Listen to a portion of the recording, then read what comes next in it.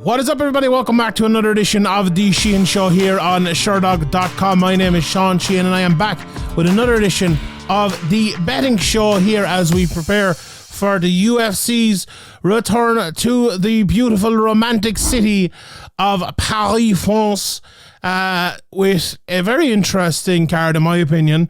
Now, maybe I'm a little bit biased because I'm European-centric here, but there are some very good European fighters on this card, plus a big main event in the heavyweight division as well. So I'm pretty happy with it, to be honest.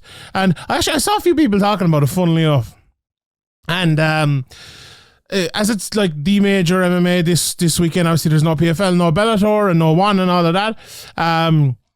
Yeah, people are kind of like analysing this a little bit, maybe more than the normal. And I was like, someone said it to me. It's like, oh, I'm maybe a bit disappointed with this card. And I was like, look at the next pay-per-view. Like, now there was an Irishman added to it this week, so I'm a little bit happier with it, maybe. But still, it's like, oh, that's a lot tougher of a watch for me than this is. Like, we can very easily, I suppose, talk about the talent on this one because of where I suppose they've come from with the Cage Warriors champions on it, and with Gane, and I suppose on his way back and all of that at the top. And look, we can do the same with Izzy and a few more, but I feel like that 2-9-3 card is a bit tougher. Now, by the time it comes around, when is it, next week or the week after, we'll have we'll probably have we'll probably have talked that one up enough to be looking forward to it as well. But yeah, at the moment, I would say this is, in my opinion now, maybe I'm a little bit different to maybe the American viewers, maybe our South American viewers or whatever. But for a European viewer, I think this is a very good one. And I'll keep my bets European-centric as well. So I think I have a little bit of insight into a few people here. And hopefully we will be able to earn a bit of money out of it. Before we get to that, let's talk about where we lost money last week. We didn't do too bad.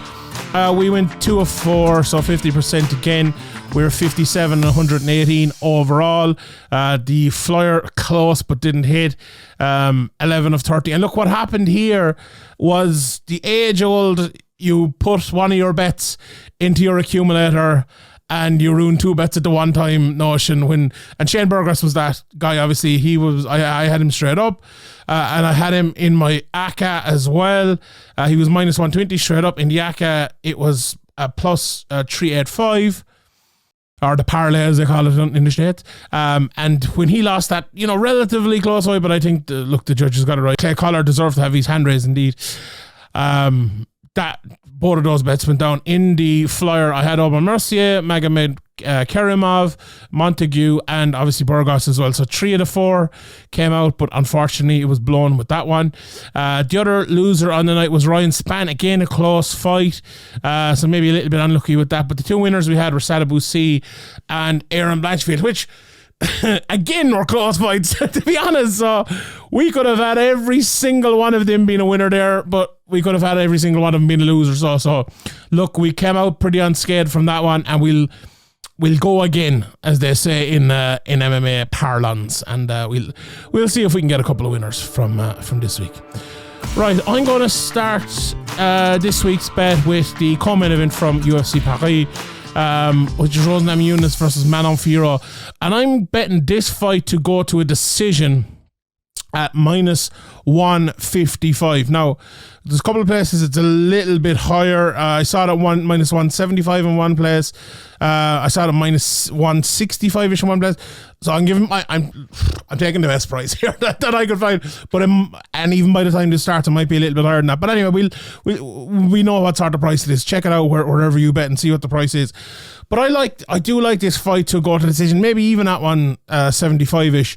And my spoiler alert, but the rest of my bets are plus money anyway. So this is the one I suppose odds on bet I'm giving. But the reason I'm going for this fight to go to a decision is twofold, right? I'm finding it hard to pick a winner. But I think it's going to be even. Now, the last time I said this, I got it badly wrong with the Aljo Sean O'Malley one, but on the other side, and everyone in the comment section got it badly wrong as well, because I was saying it'd be even because O'Malley do well, and everyone else said, no way, O'Malley's not going to do well, Al's just going to beat him. But that's neither here nor there. Also, if you're listening to this and you just want the picks, forward to the end of the video. I always recap the picks at the end of the video, but I have to talk them through, you know, give the people their money's worth here, their clicks worth. But yeah, I don't have a strong feeling for how this fight is going to go, apart from it being close. And I've a couple of reasons for that, right?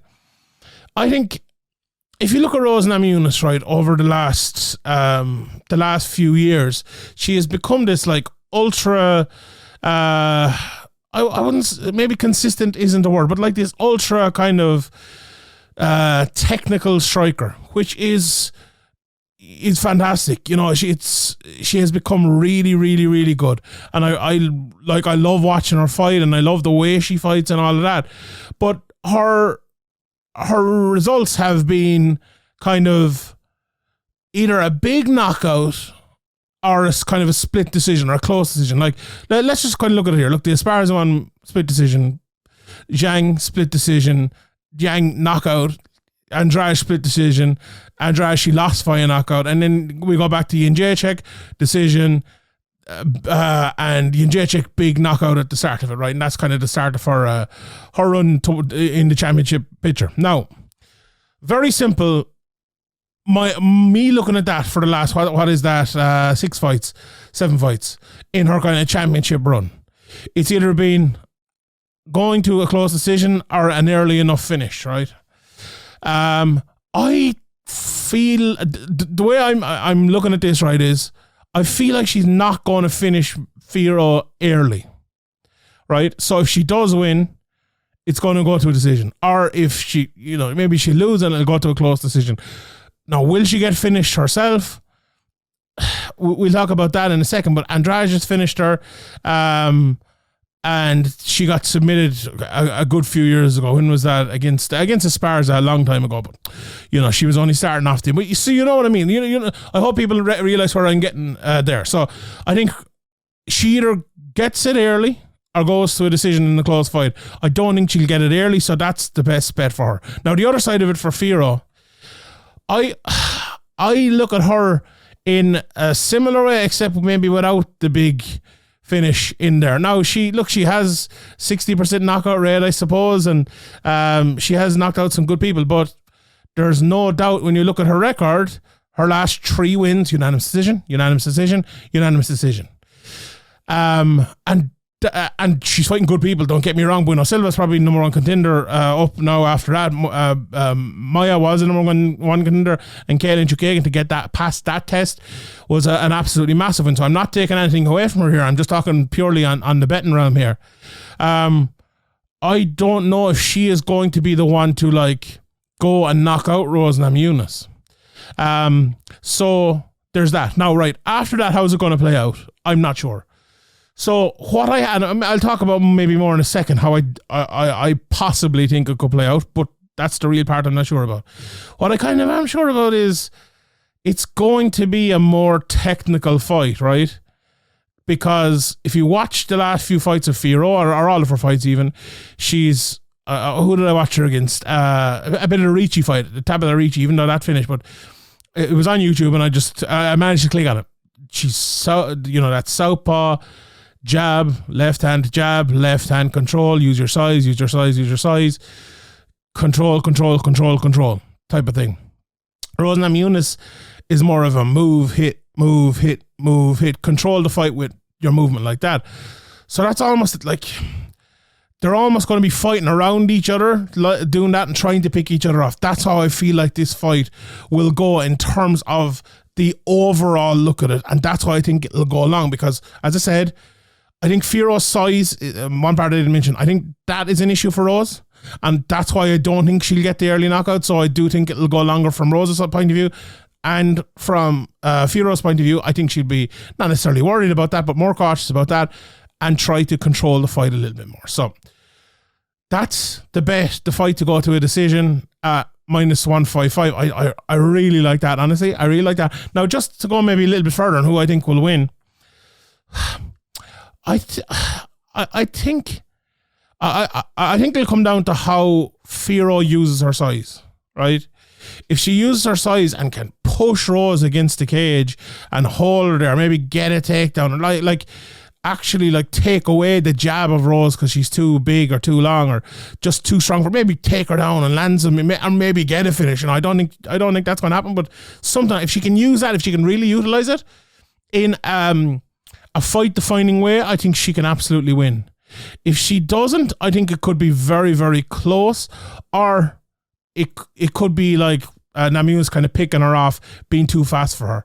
And I say the word fast there, and I mean that. I think the speed of Namajunas is a big thing here. So the size of Fiorot, the speed of Namajunas. Whoever uses whichever, the better. Whoever deals with whichever, the better from the opposite point of view. In my opinion, that's the winning and losing of the fight. So we'll see how that goes. All right, let's move on to bet number 2. People I have a bit of a look. There's 2 Irish lads on this card, and I'm throwing them in there.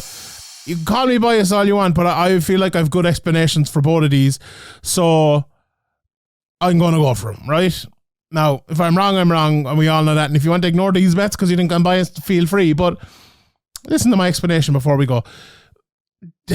This bet, I'm way more sure about my second of the 2 Irish bets here. Let's put it that way. But the first bet I'm giving is Caolan Loughran to beat Taylor Lapilus, and he's plus 130. Now, this fight has changed in literally, I had to delay recording this betting show because of it.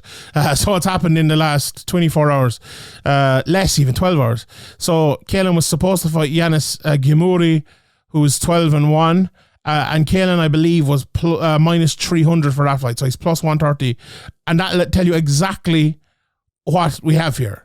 He was in against a guy who's 12-1, but really is not nearly as good as Caolan Loughran. Like, I was looking at that, the odds on that, and I was waiting for the knockout to come out, kind of, or the submission. I just think Caolan is a far, far, far superior fighter than Yanis Gimuri. But now he's fighting Taylor Lapilus. It's way bigger of a test. Like, a much, much, much bigger test. But at the same time, it leads to this maybe being an off price, right? Because look, there's a lot of integers when it's a short notice fight. Like, who's going to deal better with it, right? Who's going to deal better with the style? Who's going to deal better with the mental aspect of it? Who's going to deal better with adjusting what they did in training to prepare for another man, to prepare now for this man? And you look at it and you say Taylor Lapilus has fought some of the really, really best on the scene. He's 21 fights deep. Caolan is only 8. And look at the quality of Lapilus as well. There's no doubt, there's no reason why the betting odds shouldn't be the way they are. You know? Absolutely not, right? But we have only seen the outer layer of Caolan Loughran so far, right? We have only barely seen him. Like, Caolan's 8 fights in, and his first 2 fights were against, complete journeymen. And people probably look at his record and go, he fought, what's his name, Rhys Street and Will Kearns or whatever, right? But let me just explain that to you, right? So I'll give you a bit of insight here into this. He fought them. Everyone criticized him. He's like, oh, you shouldn't be. What are you doing fighting them lads? You're supposed to be this real fighter and all. And then he fought a good guy after that who was similar record enough to him. And then he signed for Cage Warriors, right? So in his 5th fight, he ended up signing for Cage Warriors, and he fought Batiar Orakal, who's a good up-and-coming guy. Then he fought Festus Aralu, who was an undefeated prospect. Then he fought Luke Shanks, the ex-champion in Cage Warriors. And then he fought for the Cage Warriors title against undefeated top prospect Dylan Hazan.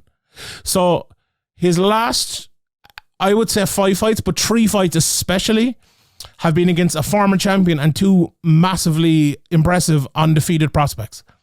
So those questions about Caolan Loughran, they are kind of gone, right? And now he's scratched the surface. Look at this as well.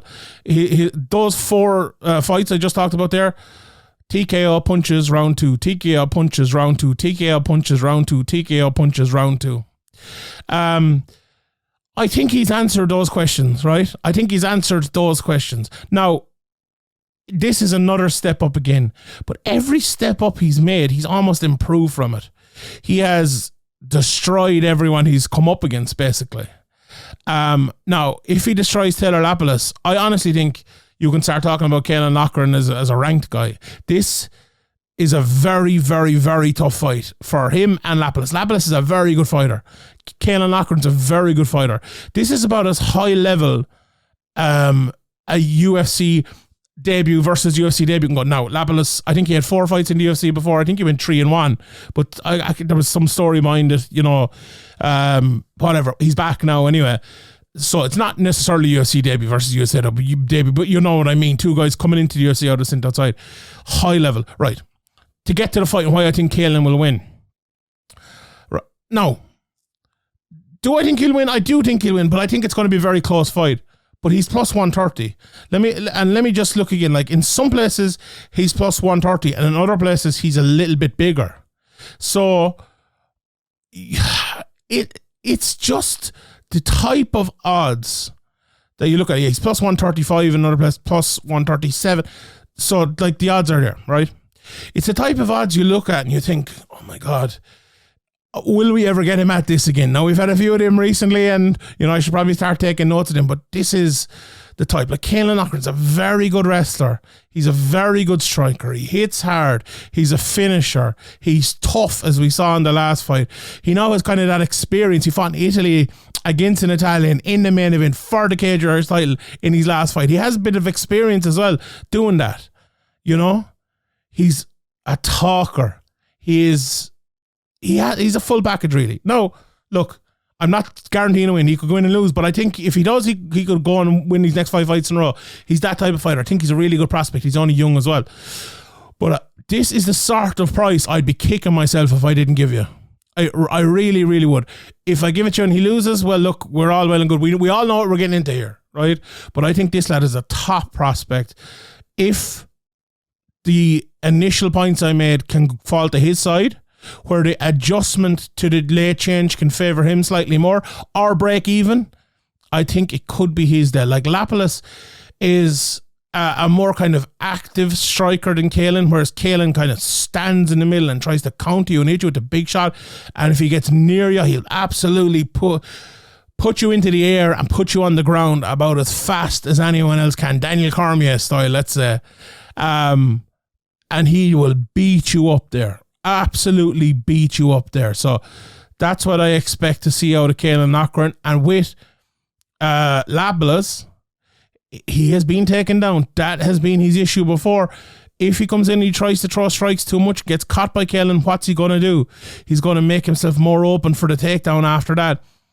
It's a fight that could really go Caolan's way if it did go his way. And that's the reason why I'm giving the pick on top of everything else. So Caolan Loughran plus 130 is the second pick of the day. Right. I'm going for almost a Cage Warriors treble here, but the second one, I'm going for a bit of a mini flyer here because I like the price of Rhys McKee straight up, but I like the price of Rhys McKee via TKO KO at plus 450 even better. So let's just quickly go through Rhys McKee's record, right? And let's look at his wins. Okay, so these are his wins from the first. He's won 13 fights up. Round 1 submission, round 2 knockout, round 2 knockout, round 1 knockout, round 1 knockout, round 1 submission, round 1 knockout, round 1 knockout, round 3 submission, round 3 knockout, round 3 knockout, round 4 knockout. That's everything. He's never gone to a decision in a win. Now, in his losses, he's gone to a couple of decisions, absolutely. But and he's had 1 draw in there as well. But 13 wins, 10 KOs, 3 submissions. And it's been more and more, as I show there, it's been more and more, I suppose, knockouts over the last while. And by God, has he been knocking out people. If you haven't seen my interview with Rhys, please check it out. It's up here on Sherdog.com. And he said something really smart about his last fight against Jimmy Waller. People might remember Rhys if you only watched UFC. He came in, he lost to Hamzat, and then he fought with Alex Manon and kind of lost that fight. Remember it was the one where his mouthpiece fell out and it got stuck and they were stopped for like 7 minutes and then the fight went back on, and I think Rhys won one round and Morona won the other 2, and even the round Rhys won was kind of close type of thing. That was how the fight went, and then he got cut, even though he took Chimaev on like 4 days notice type of thing. He told me in the interview, like, he looked at that fight and he goes, the reason he lost that Morona fight, he thought, was because Morona's a guy who's been around for a long time. He's a UFC veteran, and he just kind of out-taught him on the night, like out-experienced him. And then Rhys went out and he's won 3 fights via knockout in a row. And the last of which was Judo Jimmy Walhead, who, if you only watch the UFC, you'll be familiar with as well. A UFC veteran, who was the interim champion in Cage Warriors at the time. And I was at that fight, and Rhys just outclassed him. Like, he really did. Like, he outmaneuvered him. He jabbed him up. And then he finished him in the end. And he said to me, and I hadn't thought of it before, but it was very smart. It was like, I now have faced that UFC test, the UFC veteran test, and now I'm ready for it again, type of thing.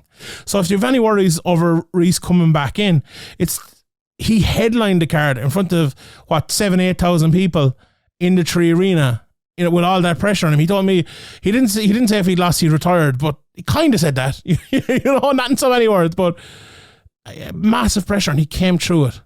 And to me, Rhys McKee, I've watched him since before his debut, and he's the type of guy, if he has his head on his shoulders, which he normally does, and if he is calm in there, he's a scary guy to go up against, right? And his opponent, Ange Loosa, and maybe I should give you the price, plus 450. I did. DKOKO. His opponent, Ange Loosa, is a good fighter, but you look at his fight with oh my god, his name is blanking on me now, but I shall pull it up. Munir Lezez. He struggled with the lint. He struggled with Lezez being first. He struggled with the power, kind of. Like, Loosa is this guy who kind of, he never stops moving. He's either throwing a punch or he's throwing a fake. Like, he's, you know. Do you know those clocks, the motion that never stops? What are they? The Newton machines, or whatever they call it. Like the people. Someone needs to put in the comment section below. The unending motion or whatever. People probably watched Oppenheimer. No, I don't know what that's about. But anyway, he's one of those fighters. But I really think a lot of that is just for show. A lot of that is like, right, I'm doing this because I kind of have to do something. Whereas everything Rhys does is very much with a purpose. He jabs with a purpose. His backhand comes with a purpose. And that fighter versus that fighter is not a good mix for the guy who doesn't do things with as much purpose. That's like one of the tenets of success in MMA. The more purposeful fighter will almost always win. And I think Rhys McKee will win this. I really do. I take bias out of it. I went and I watched both of them. I watched all of Rhys's fights, but I went and back and watched Loosa, and I think Rhys McKee is just kind of a bad matchup for him. Now look, if Loosa jumps in there and gets a big takedown early or lands a big shot, which is absolutely ability to do, he can win this fight. I'm not saying it's a blowaway or anything like that by any means. But what I think is mad is the straight up price. Minus 180 for Loosa, plus 150 for Rhys McKee. I don't see it like that at all. I'd be interested. Let me know if there's any American viewers here or whatever. Let me know in your comment section below. Am I way off? Am I biased? Let me know in the comment section below. I'd actually love to get the feedback on that one. But yeah, I'll leave it at that. The third bet of the week, Rhys McKee by TKO KO at plus 450. Right, fourth bet of the week. I am going for Morgan Charriere to win by decision at plus 210. Plus 210 Morgan Charriere to win by decision. And this is I have a funny explanation for this, right? I went and watched his opponent, Manolo Zecchini, fighting. He's had a few fights, all around the place in Bellator and Cage Warriors and you name it. He's kind of had a fight there. And Charriere is, people probably know, he is this YouTube star who's been in Cage Warriors for the last while.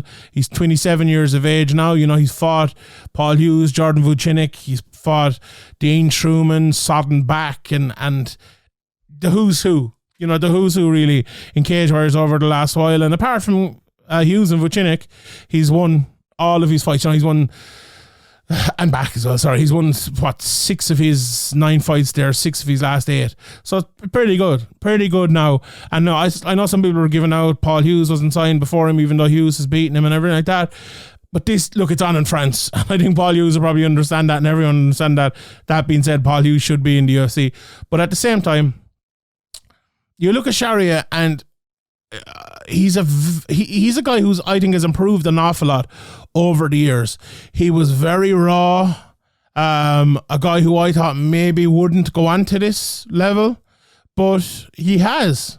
And I suppose there are a couple of reasons for that. And I think the main reason for it is that he's been in there with tough guys, and when they put him in there with guys who were not as good, he was well able for them then. And it's very hard to find guys in Europe or anywhere as good as Paul Hughes, as good as Jordan Vucinic. And that's kind of why I'm going for him here, right? As I said, I watch a bit of Zecchini, and he is a guy, with a multitude of different methods in his locker. 11 wins, 3 losses, 8 knockouts, and he's 1 submission win, 1 submission loss, 1 decision win, 1 decision loss, 1 knockout loss, and then there's something else thrown in there as well. So he is one of these guys, right, who goes out there and looks for that knockout. Just look, the 8 out of 11 will tell you that.